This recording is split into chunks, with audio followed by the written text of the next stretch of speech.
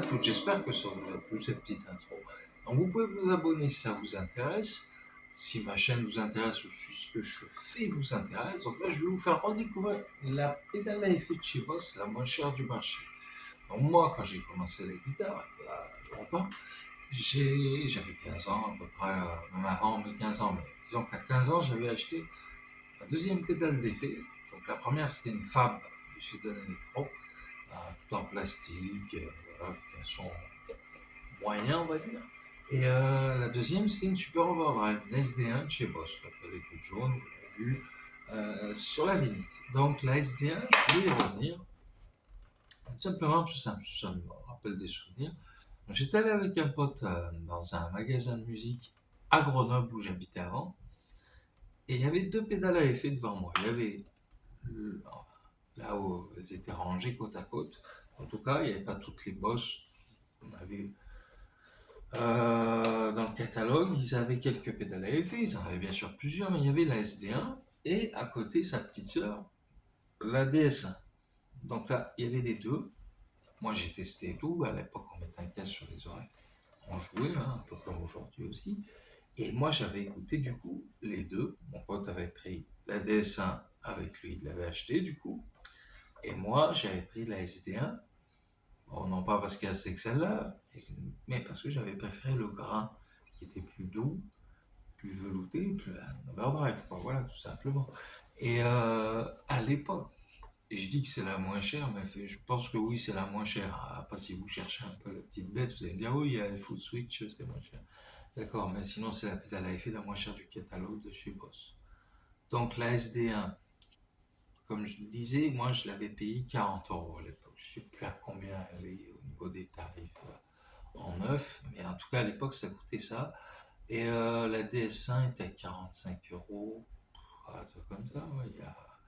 Vous me direz en commentaire, pour ceux qui sont plus vieux que moi, moi j'ai 32 piges, voilà, pour ceux qui sont un peu plus vieux que moi, peut-être qu'ils ont connu encore moins cher. Je connais pas grand-chose sur la SD1.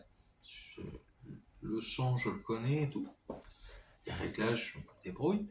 Mais je sais qu'il y avait l'OD1 à la base, qui avait le niveau de sortie et bien sûr le drive, qui était une pédale beaucoup plus simple, qui était une des premières pédales Boss.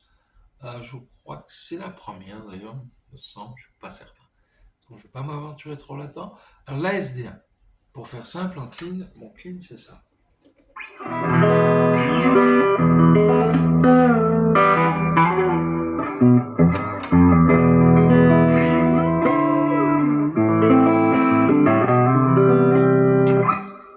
Et si j'active la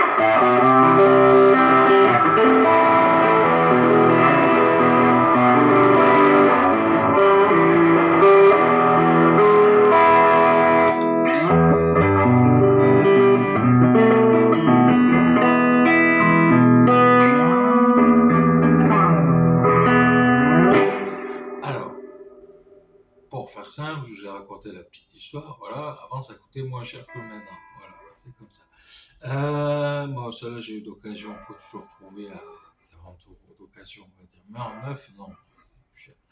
Euh, Comme si je préfère ce son-là, donc maintenant j'ai des distos, hein, ça c'est quand j'avais commencé, j'ai une Rat et une Cool 4 Drive dont j'avais parlé sur cette même chaîne. Bah, vous regardez ma chaîne, et ben là-dessus j'ai fait une démonstration de ces pédales à effet. J'ai jamais fait, je crois, j'ai fait un comparo, mais jamais fait de vidéo, c'est même sûr, ce que je l'ai fait. Sur la Super Overdrive, donc du coup, je me lance un peu.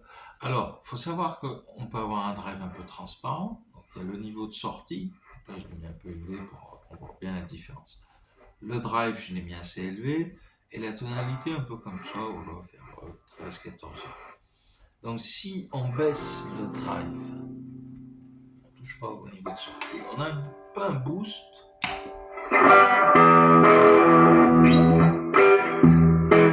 Ça vide.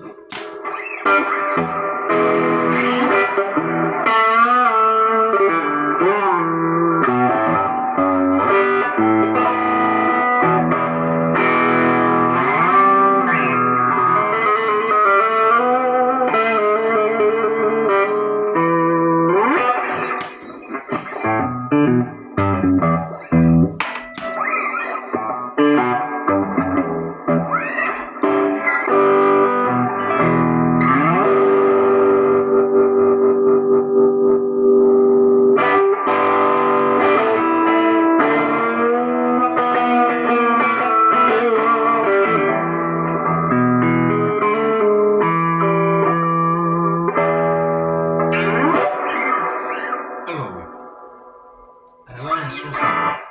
Et c'est vrai que quand j'avais commencé, j'avais un petit chorus, comme je l'ai dit, et cette pédale-là. Et puis après, j'avais acheté une DS, non, une sorte de copie de DSA, mais de chez Ibanez. Vous savez, des pédales avec les petits boutons quand on appuie dessus. On va pas trop s'égarer, mais disons que si vous avez déjà un petit chorus, ça fait un petit effet de modulation. Si vous avez sur votre ampli une petite reverb en spring, c'est encore mieux. Et là, je dirais que c'est déjà bon, un bon truc pour commencer. Moi, à 15 ans, je roulais pas sur l'or, hein, forcément. Donc du coup, j'avais vendu quelques trucs. Pourquoi me les acheter, ces pédales à effet que j'avais revendues pour m'acheter une basse, voilà, tout simplement. Alors là, je vous raconte un peu ma vie, hein. Mais pour faire simple, j'ai reacheté la pédale à effet que j'avais écoutée quand j'étais môme et qui m'avait plu, quoi, en fait. Et elle me plaît toujours. Donc là, l'overdrive était un peu transparent. Pour revenir au mouton un peu, pour moi, c'est garé. Donc l'overdrive transparente était sympa, là. Donc,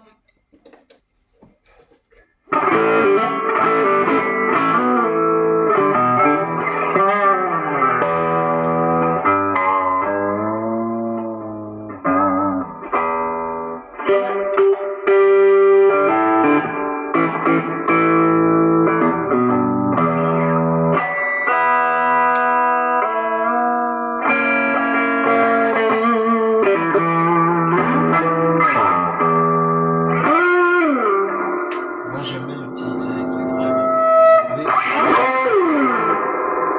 C'est mon choix. Je vais vous faire une dernière petite démonstration. On va dire ça comme ça. Cette fois-ci avec le micro aigu. Là, je avec le micro manche. Ça l'arsène un peu. Je vous dis à bientôt sur la chaîne. Si la vidéo vous a plu, comme je vous ai dit, vous vous abonnez, vous mettez un pouce, un like. Vous pouvez suivre la chaîne pour voir les nouvelles vidéos qui vont sortir. Et voilà, tout simplement. Alors, je vous ai raconté un peu l'histoire d'une pédale à effet qui m'avait marqué, que j'avais aimé et que j'aime toujours et qui me plaît toujours. Et après tout ce temps-là, bah, je l'ai encore. C'est ça qui est cool.